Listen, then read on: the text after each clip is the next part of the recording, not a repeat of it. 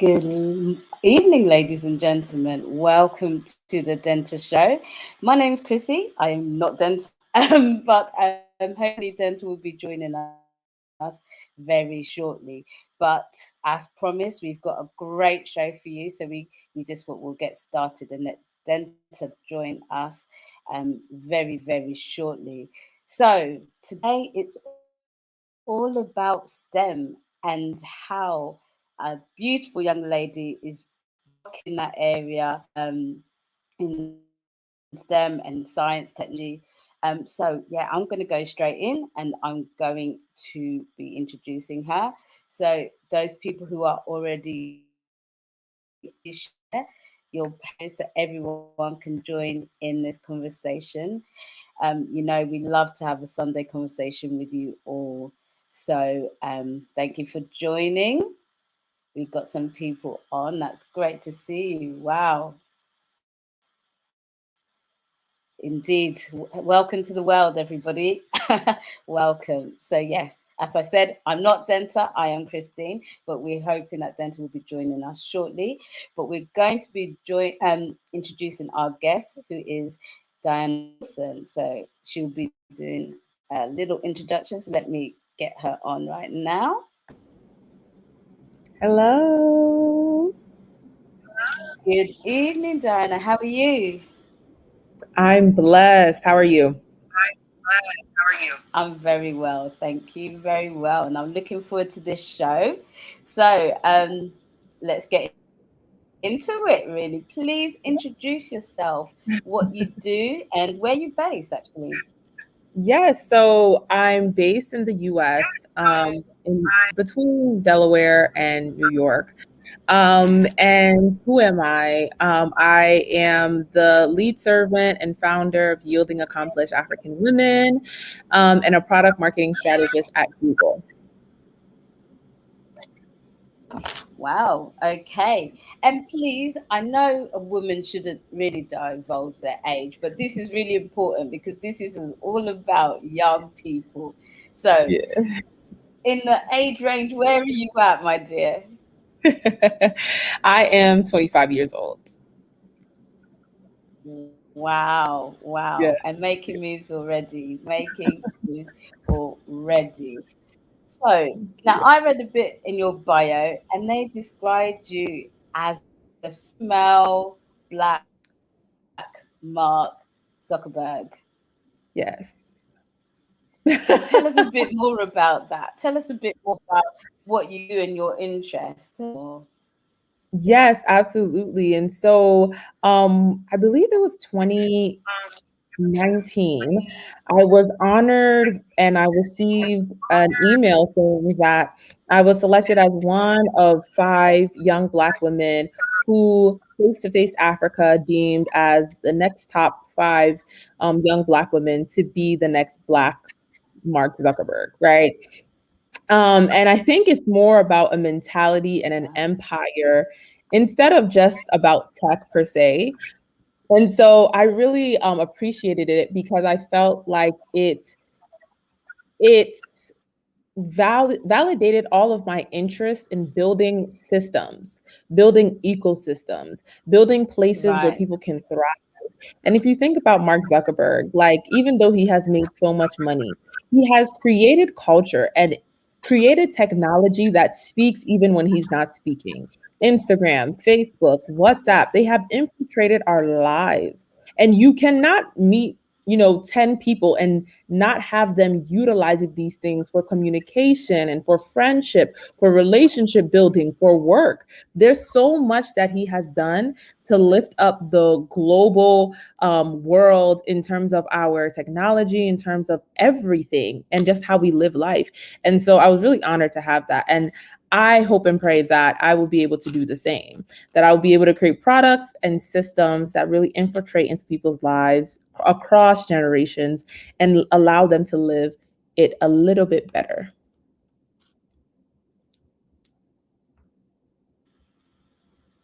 That's amazing stuff. Sorry, I'm just seeing in the comments that there's a bit of noise in the background, so please excuse me if I keep muting. Hopefully, you can hear us loudly and clearly.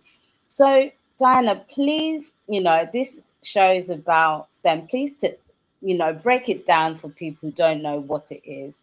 I'm definitely interested. So please break it down for us if you can. Absolutely. So STEM stands for, if I'm correct, science, technology, engineering, and math, I believe. And so it's so funny because we use STEM all the time, but like no one actually says what the acronym means anymore. But yes. So that is STEM. And STEM is basically a set of fields that people have been across the world pushing the youth to join because they've seen that in the next generation, in the next 100 years, that most of our life is going to be powered by and influenced by these fields, right? And so when you think of technology, when you think of math, when you think of AI, machine learning, all of these are technically within the STEM fields.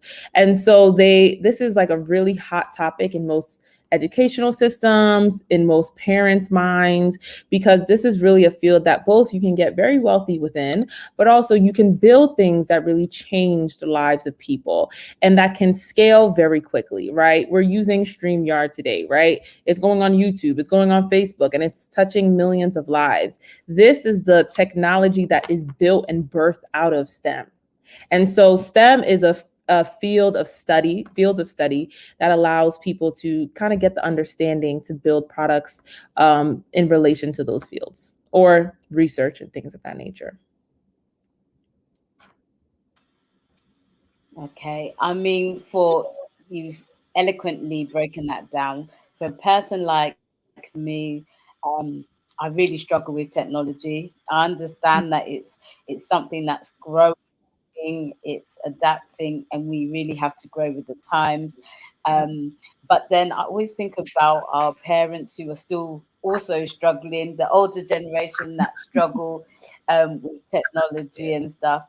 And I'm terrible. I watch things like Black Mirror, and technology kind of scares me. It scares me a lot because we can see how every year it adapts and changes.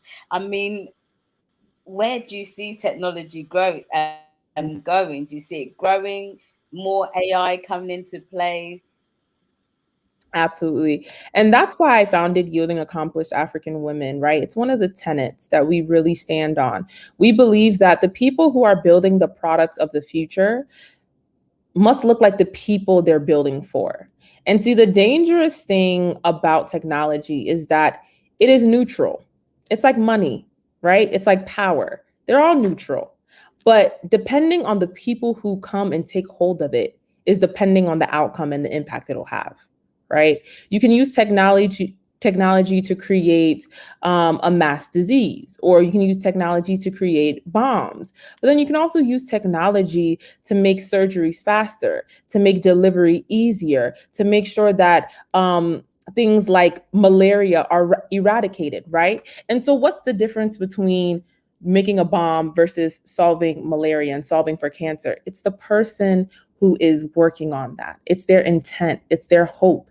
And so it's really important that Black people, people of color, women start infiltrating these fields, or we'll start to see that they don't really reflect the needs and the wants of the people in this world, right? And not to say other races and genders are evil per se, but it's important to understand that if we want certain things solved, for example, Sickle cell is known widely as a disease that really affects people of color, mostly Black people. And unfortunately, because of systemic racism, sickle cell is one of the least researched diseases in the world, right? And so when you think about it, why is sickle cell a disease that affects so many people? It's so horrible. There's so little research, right? And then you start putting together the issues of sociology and psychology in our systems in our world today, and you understand that race has a lot to do with it, right? If people who aren't rich and white a lot of times aren't in something, it isn't going to necessarily get the funding to have the research and have the solutions it needs. And so we need to get into these places so that matters of our own heart, right? Matters of your own life experiences, my own life experiences will actually show up in our technology. And so that is what I would say. Technology, we do a lot of conspiracy theories and all be scared, right? But I think what the best thing for us to do is at the level in which we desire, we should get involved and ensure that we continue to support people of color, marginalized people, women in these fields so that they can get involved and change things that really affect us on our day-to-day. Definitely. Guess that kind of leads me on to my next question. You've kind of touched on it. I mean, in this field, why do you think it's so important for us to be involved? And why do you think, especially recently, Africa in general has been very involved in this particular area? Yeah, I think it's important because technology brings solutions that are the most effective, honestly, right? A lot of times, things that are manual take more time, more people, more energy, and it's very slow, right? So technology is known as the efficient field, right? If you want to learn about efficiency, you go to technology. And so it is so critical that our people are there, because if not, we will have other people solving our issues. I'm sure you guys have seen it. You have seen it on social media where so many Africans are saying Africa's problem should be solved by Africans, right? But Africa as a continent is huge. And so, as a continent, if we aren't able to really build our own solutions using technology, we're going to be in trouble. And or other people are going to come and do it, right? And so that is something that I think is the importance of people, African people, people who are of color, to get into technology. We want to solve our own problems, basically. Yes. Yes, I absolutely agree with that. Solve our own problems, because all we're going to do is complain that we weren't part of the process if we're not Exactly. involved. So it really is important. So I mean, did you study science and technology in school? Were you quite keen in that area in school? Yes.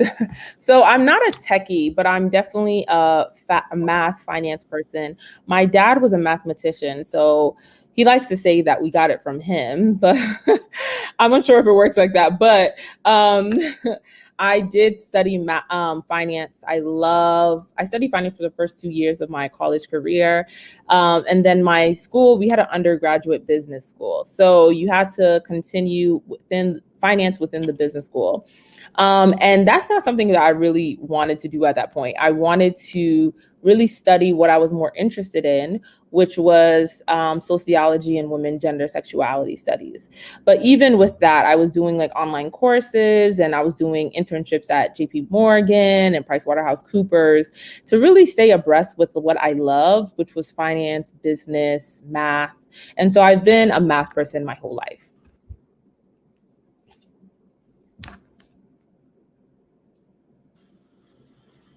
Okay. Again, I'm a maths whiz kid, but there's so many things that relies on those particular areas. It's really important. And so, do you think there's an emphasis on these areas in school now in America, in Africa in general, or do you think there needs more work in those particular areas? Yeah, I think Africa is a little bit, from what I've seen, a little bit behind, right? So, for example, within Yielding Accomplished African Women, we train women to be in machine learning and AI. And those fields currently require at least a PhD level, some places masters, right? To get a job or to get into a good research position. And there are very few African universities that actually offer masters or PhDs within data science, machine learning, and AI. And so automatically, this sends African men and women outside automatically, because there's just very few places they can go. And if they want to be competitive, they definitely would leave. And so I think that is a huge gap. And knowing that AI and machine learning, I mean, if you look at any of the top tech companies in the world, they're investing billions of dollars into this every year, right? So they're all not just doing this for fun. And so if this is how the world is going and is really just changing so rapidly, and African universities haven't even started teaching this curriculum in undergrad, there aren't master's programs, there aren't PhD programs, we're not really setting ourselves up for the next technological revolution. And that is a bit weary, right?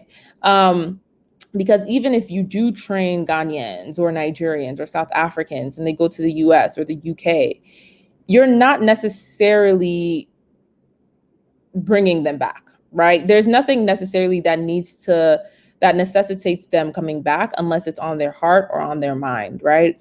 So this is how we go back into brain drain, and we lose the best talent, and we lose the people with the masters and the PhDs, because if you've schooled for so long somewhere, you don't necessarily need to come back, right? And so I think Africa as a continent and our universities, we really need to think through that and think through how we could scale quickly, because the world is moving very quickly. And the thing about technology is that it moves quickly. That's the whole point.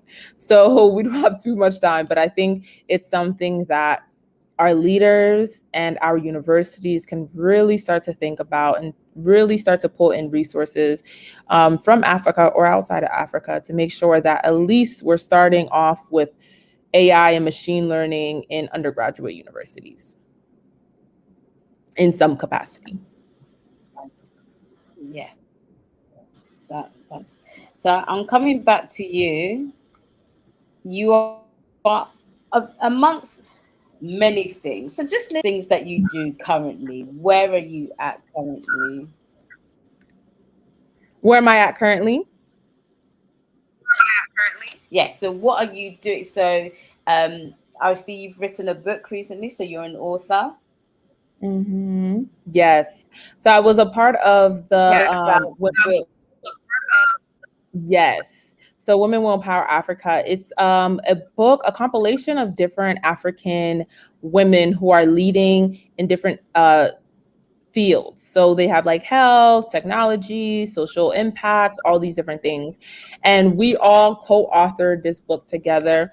It's like many different stories that you can go and collect and read. And it's really a beautiful narrative to show how women are impacting Africa and how women also plan to change Africa alongside men. Alongside men. That's fantastic. You've worked for you're a global speaker and advocate, yes? Activist, Yeah. advocate. You've worked, so you've worked with MTV before and LinkedIn? So I've been featured on MTV and LinkedIn before. Okay. And was that all part of what you do now and your work within this area? Absolutely. Yes. So that was all a part of visibility, gaining visibility for Yielding Accomplished African Women. We were featured on both of them, and it was really an amazing opportunity to let people know about the work we're doing. Fantastic. So we always talk about, influencers and, role models for young women. So who Mhm. were yours? Who were you inspired by? I was definitely, there's a lot. I love to read, and my mom was a reader, and so she got us a lot of books. And so there was a lot of great women and men who I really looked up to. And also Okay. I'm a child of pastors, right? So both my parents are pastors. And so I'm also very spiritual. So I would say my first role model has always been Jesus Christ. Then my second would always be my mom. Then third, I loved Harriet Tubman. love, love, love, love Harriet Tubman. Then Rosa Parks. I actually, every time they would do class presentations and they would say like, dress up as like your role model and things of that nature, I would usually do Rosa Parks because my mom had the same glasses that she did. I don't know how. I guess they were trendy or something. And so I would always put my hair up in the little bun and pull up my mom's glasses on and like go as Rosa Parks. I loved her. Martin Luther King Jr., definitely, of course. And Nelson Mandela, as I grew up and I started to learn more about him, he was also phenomenal to me.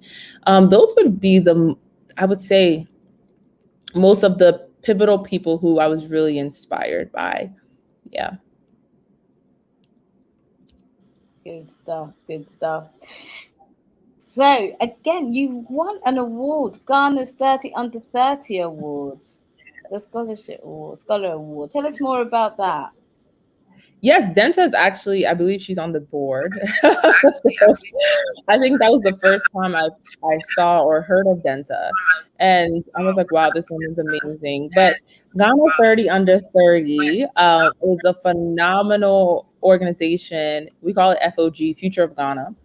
And it's an organization set out to select 30 people every year who are under 30 to celebrate their accomplishments, celebrate their impact, celebrate their achievements, celebrate what they're doing for Ghana and what they hope to do in the future. And so I was so blessed. I think I got it when I was like 20. Yeah, I got it a long time ago, which is very funny. And it's been such a honor to have that award and be a part of that community. And so it's a group that I believe was started out in the UK, but it selects people from across the world who are Ghanaian, who are making an impact. Fantastic. Fantastic. So, okay, before I can see our boss is here, so before she comes and interrupts and I dash off, tell us more of innovation and yielding accomplished African women and where you are in the sector. What are you currently doing? Yes, absolutely. So I am currently a product marketing strategist at Google. And so I work on products like Google Cloud and Google Ads. And most people don't know, but tech companies are really built and sustained by ads. So if you look at Google's revenue or Facebook's revenue, I believe up to 85% of it comes from ads. So I was really working on the money side of tech and helping small businesses, medium businesses, and large scale businesses to use Google Ads to benefit their business. So and this all focuses on things like Google Search, Google My Business, everything. And so that's what I've been doing and creating campaigns and strategies so that people would love Google Ads, right? And not just think they have to pay for it. And so that's what I was working on there. And then with Yielding Accomplished African Women, we are Africa's premier nonprofit, building the largest online career community of African women in finance and technology. We focus on software engineering, machine learning and AI, and finance.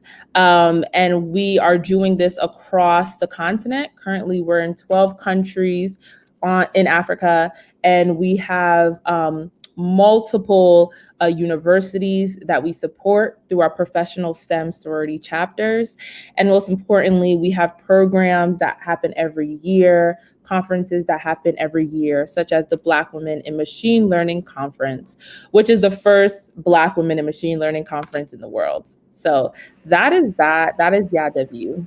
Don't just say that is that. Don't just say that. Delve into that. Let's hear about that. If it's the first, we want to know more so we can push it so people can understand what it's all about.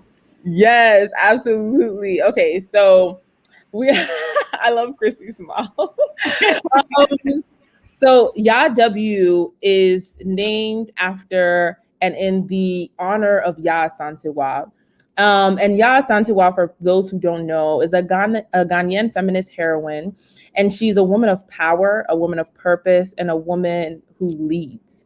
And so Yielding Young Accomplished African Women really sought to create women who would know their power, their purpose, who would understand their ability to influence and impact others, as well as be very, very effective in the workplace, right? And we believe that putting them in the two most, influential and growing fields within the world currently, which are tech and finance, we can really allow them to impact and influence so many people, and also build a new generation of women, specifically African women, who see themselves in so many people, right? It's getting tired that we all just continue to look at, the one Michelle Obama, which we all love Michelle Obama, of course, but don't we want a plethora, right? Wouldn't we want there to be like so many women that we could just look up to? It's like, oh yeah, just follow her, just follow her, just follow her. And the reason why we are here is because we believe that we can start now in 10 years, 15 years, 20 years. The same women who we met at Ashesi and University of Ghana are now going to be managing directors of Goldman Sachs, of Bank of America, Google, and they're going to have influence and power to give younger women an example, inspiration, but also teach younger women how to also reach where they were. Because right now, Black women in tech and finance is very, very low. Women in general, right? So then when you bring it down to Black women, it's just very, very low. But we believe that everything can be changed, and we believe we are the change. Absolutely. We definitely are the change. And I like that. And that's something that Gooba stands for as well. We want to make sure that we're recognizing the unknown, the unseen. Yes, there are ones like the Michelle Obamas that everybody wants because they've made it to that limelight. Yeah. But there are some fantastic unknown people that deserve recognition, that deserves to be nurtured, that deserves to be on that platform. So I think that what you're doing is great. And obviously this year we're also celebrating Yaa Asantewaa 100 years of her legacy. And it's important that we, even with Yaa Asantewaa, I feel like we haven't promoted her. No. Every time I talk about Yaa W, especially to a lot of executives, they're like, who is Yaa Asantewaa? Yeah. We've never heard her before. And I'm like, oh, this is great. Teaching moment. Let's go. Yeah, so I feel like, we need to do more as Ghana, because just imagine if there was a Yaa Asantewaa in the UK or the US, okay? No one will forget. No one when this nobody will forget. Like, come on, we're talking about 100 years and nothing's really started. No. Where's the memorials? We're talking about 100 years and nothing's really started. So, no, Chrissy just went off and I was just like, where's she gone? But again, thank you so much for coming on. So what have you been doing since you're in Ghana? Because you're in Ghana at the moment, right? Yeah. Okay. So we've been doing a lot of interviews, a lot of meeting with some of our corporate sponsors. And we've just been continuing to, especially meeting with the girls, of course. I see that they're here. Yes, Yaa W team. We call ourselves Team Do the Most, right? Because where people do the least or are mediocre, we do the most. And so we did a lot of community service, we did beach cleanup, supported organizations on some of their art projects using recyclable goods. And then of course we had our Women Empowerment Summit at the Yoda Hub about 2 weeks ago. So it's been a phenomenal time. Reading your profile, so you recognize as the next Black female, like sister, like Chale. This is big. I'm trying to live up to it. I think that's the bigger part. No, you're doing it. I mean, sis, your profile speaks for itself. And I know it's been a long time since we've been talking and trying to get you on the platform, but you are really inspiring. Everything, reading your profile, I'm just like, oh my goodness. And she is Ghanaian. You know what I mean? Like, it's it's beautiful. It is a beautiful thing to see. And I think a lot of people, Charlie, you need to be doing more interviews in Ghana. And I need you to help me do more interviews. You're the media queen. Yeah, we need to get you doing more interviews, honestly. So But what do you think about digitalization and Google Ads? Do Africa, we getting it? Our corporate companies that you're working with, are they understanding this? Unfortunately, no. I think it's really just maybe the 10%, right? Mm-hmm. And unfortunately, that's very sad. Even companies like Google and Facebook and etc., for them to get in contact with small, medium businesses that power our country, the SMEs are what power our country. And yet to get to them, they've just like, oh, we don't know how. So, when that happens, it'll come about. So we really don't work that much across the continent. We work with mostly multinationals in Africa, right? You don't really see a lot of Ghanaian owned, Nigerian owned in Nigeria, in Ghana that we are, gravely supporting. There's of course one of those one-off stories, but unfortunately it's too rare. It's too rare. We definitely need to step that up because it's the way, it's the new way. It's not going to change. It's not, especially after COVID, where everyone wants to stay inside. Everyone wants to see your hours on Google My Business. So for people who don't know, the little thing that you see on Google when you search Starbucks or you search Papaya or you search wherever, and it tells you their hours, that's called your business profile on Google My Business. And unfortunately, so many SMEs don't even have that, or it's not updated, or it's not correct. And your number there isn't correct, right? So you're not making it easy for the world and the where we're going for people to reach you. And especially coming from the US to Ghana, sometimes it frustrates me because I want to support certain businesses because I know they're Ghanaian owned. But I can easily see so many things that they could have fixed that would make it easier for me to order more consistently, that they don't do, that takes away from my interest in giving you my money, right? Because when someone's giving you their hard-earned money, you have to make it as easy and as enjoyable as possible, right? And I think that's one thing that Western countries really have learned. They've learned you can't go to certain places in the US and not have a phenomenal experience. You go to like a very exclusive restaurant like Nobu, you're going to have a great time. There's no way that you're going to be sad that you spend you're probably not even going to notice the amount of money you're spending. That's how they want you to, to enjoy it. And I wish that, especially with some of these SMEs across the continent, we would start learning that culture and we would start getting tools, and some of these companies would help them with tools to be able to do this more effectively so they can just earn more and live better and continue to grow. Charlie, Chrissy, we need to check Google whether we had things in place because now I'm just thinking like, yo. Don't worry, I have you. Just tell me what you need to fix. I'll fix it. We need to fix some stuff after this show. We'll be talking because I'm just like, yo, this is an eye opener. And I think we take these little things for granted. You're right. Just doing that search and just popping up and being, the first or the second. Those are all things that people have been building, right?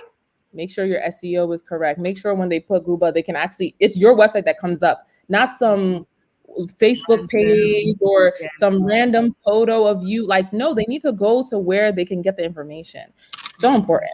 Or even things like companies they're on Instagram, but they don't have any link for you to order. So then every time you have to DM them, right? That's not effective in time, right? Then someone has to answer the DM, and someone has to see what they want to say, to see what they want to order. Then it's just very long. When you could have a link, they can order, see the whole menu, place the order. It goes automatically to your restaurant, onto your business, and then you move on the order. No, you don't have to speak to anybody. Little things like this save so much time, and time is money. Chrissy, have you done that for your card business? Talk to me. Chrissy, we need to talk about this card business. Denta, don't worry, business. As a community, the one thing I know is about convenience. And I think, as you're saying, Diana, we forget about the customer experience and the experience we have. So being able to have a link to the restaurant so you can buy things like that, it makes such a big difference. And I know I said earlier in the show that I'm a technophobe and I hate technology, but at the same time, as a customer, I want to have a really smooth experience. Yeah, Absolutely. exactly. Denta will be working hard in the background, yes? Yes. Okay, so Kofi, Yes, Kofi, we'll I be think working Kofi just. hard. We'll be working hard. Okay, good. Kofi just joined the conversation. He says, Denta, who are you talking to in this your room? So sis, just a little background and introduction. Just introduce yourself again to the audience who have just joined, please. Hi, everyone. My name is Diana Wilson. I am Ghanaian American. I am the founder and lead servant at Yielding Accomplished African Women. We are building the largest online career community of African women in finance and technology. And as I like to say, my side hustle, but my 9 to 5, is that I'm a product marketing manager at Google, a lovely, amazing company that I will always say is the best tech company in the world. And outside of that, I'm a daughter, I'm a sister, I'm a friend, and hopefully a future wife.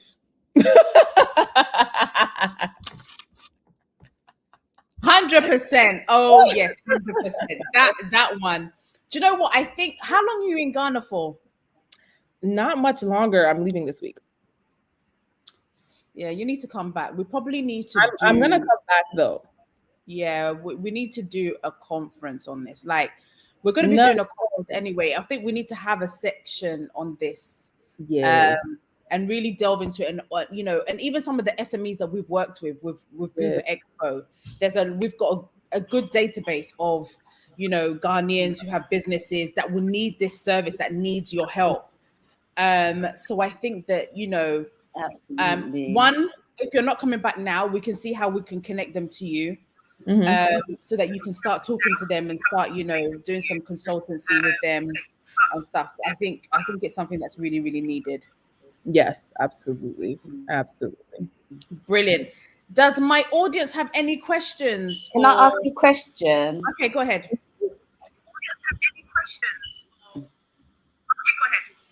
Dan, I mean, what do you think some of the challenges are for SMEs to get it right? When you've been working with some of them, what are some of the main challenges they find? Mm-hmm. Absolutely. And so this is why I learned this at Google. And it's a fundamental principle I hope everyone learns quickly.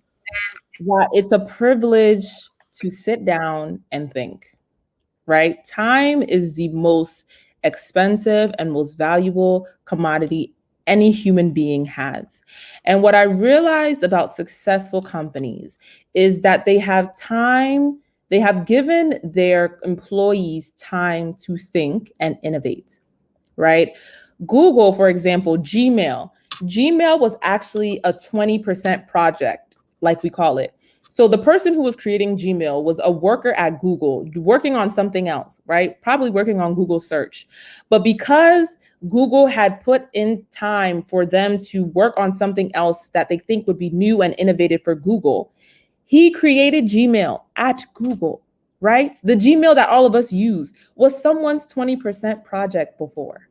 And so what I learned through all of this is that it is so expensive, and we need to have systems that allow for especially business leaders and your executive team to think about innovation, right? And so because of that, most small SMEs don't use things like Google Ads because they don't have the time to learn about it. They don't have the time to know how to use it. They don't have the time for anybody to manage it. Right. And then we also see that outside of time, they don't have a lot of bandwidth, right? They don't have a lot of people.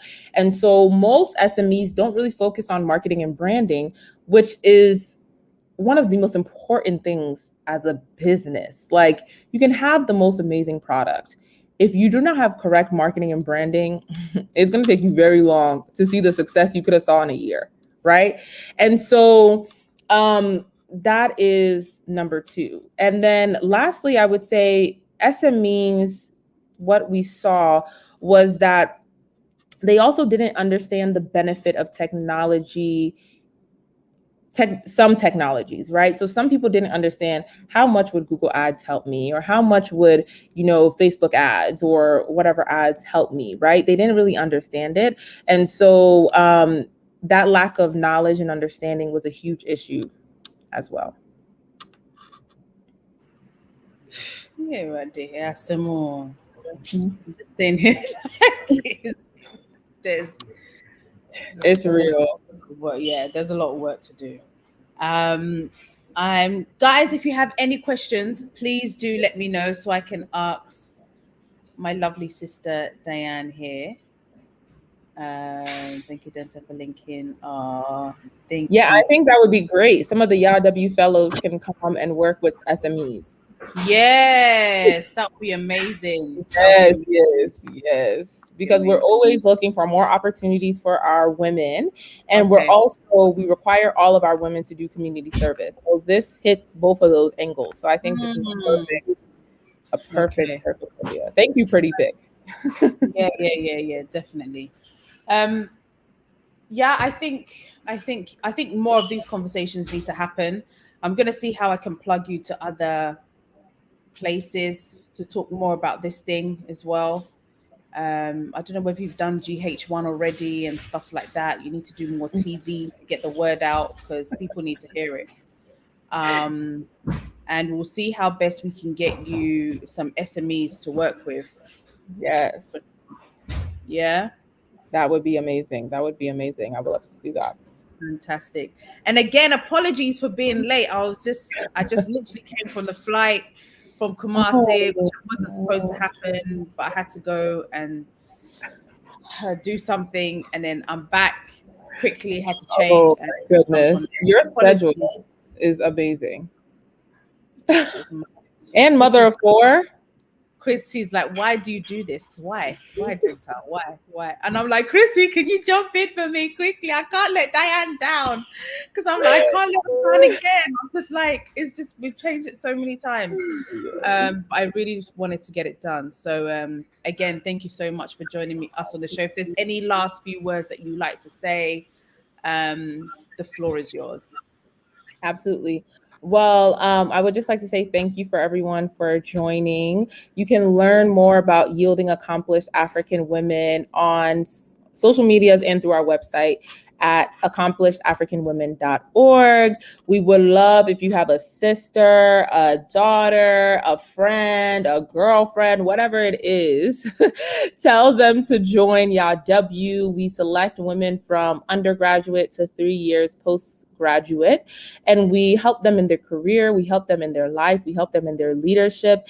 And it is something that I know every African woman needs to be a part of, not just because I'm a part of it, but it's something that I wish I had, and that's why I created it. And so I hope to have all of you guys join if you can. And if you cannot join because you're a man, men, we don't accept men. Sorry. People keep asking me this, but I thought it was clear when we said accomplished African women, but it's fine. If you're a man, we love you, but please refer your women in your life. That's all we would ask. Refer the women in your life. Absolutely. That's a good one. But yeah, Diane, again, thank you so much for joining me on the show. We will talk. I'll message you on WhatsApp. Yeah. Perfect. All right. Thank you so much, sis. Right. Guys, I hope that you have enjoyed the show, and we're still continuing the conversation. The competition that we are doing with World Dream It. I'm going to play you a small advert, and I'll be right back. Stay tuned. You could win some money. So if I was you, I'll stay here. Don't go. I'll stay here. Right here. World Remit helped me give you the best start in life. Even if I couldn't be there to see it. I know it wasn't easy comparing yourself to your friends. But the money I sent home meant that you could be right there alongside them today. I'm so proud to be your mother. Almost as proud as you must be now that you're starting an incredible new chapter.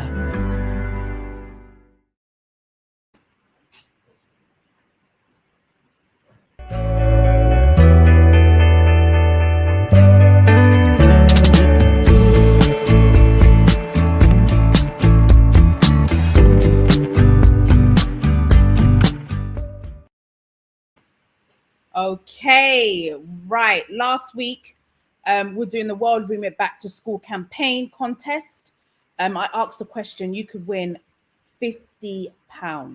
Yes, £50. I asked the question number one, which was, which of the following ways can you send money using World Remit? Is it cash pickup, bank transfer, mobile money transfer, airtime top up, or all of the above? Now, your second question is, from how many countries can you send money using World Remit? 50 plus countries, 100 plus countries, 130 plus countries, 150 plus countries, or 140 or 150 plus countries? Answer that question. Please let me know. At the end of the month, I'm going to ask another question again on Sunday, and then somebody could win £50. So £50, you can send money to somebody back home, or you can use it to buy something nice for yourself. Whichever way, you will get £50. So again, thank you all for joining me on the show. It's been a great evening. I'm sorry I was late, but I'm glad we were able to get Diane, who's very inspiring, very impactful. I'm now going to even start searching Google and see whether I'm not doing anything right. We might have to get her on board to fix things for us. But yeah, you should definitely try and follow her on Instagram and her social media handles. And let's support Black businesses. Let's support Black people. It's really important. We've also announced that we're doing the Goober Awards now in Ghana. Oh my goodness. For the first time, we are doing the Goober Awards in Ghana, celebrating 100 years of Yaa Asantewaa. If you don't know about Yaa Asantewaa, we'll be teaching you more about Yaa Asantewaa throughout this journey. And today, actually, in Kumasi, I visited Yaa Asantewaa's house. My goodness. It was a very emotional time. It was beautiful. I'm so glad I got the opportunity to visit her house. But again, thank you all for watching. I will see you next week. Take care of yourself. Please still keep safe as much as possible. God bless you all. Bye-bye. World Remit helped me give you the best start in life. Even if I couldn't be there to see it. I know it wasn't easy comparing yourself to your friends. But the money I sent home meant that you could be right there alongside them today. I'm so proud to be your mother. Almost as proud as you must be now that you're starting an incredible new chapter.